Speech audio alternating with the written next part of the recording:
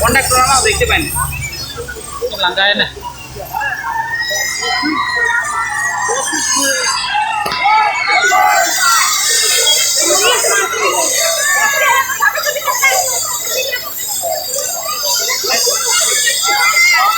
এখানে লম্বা হওয়ার নাম আছে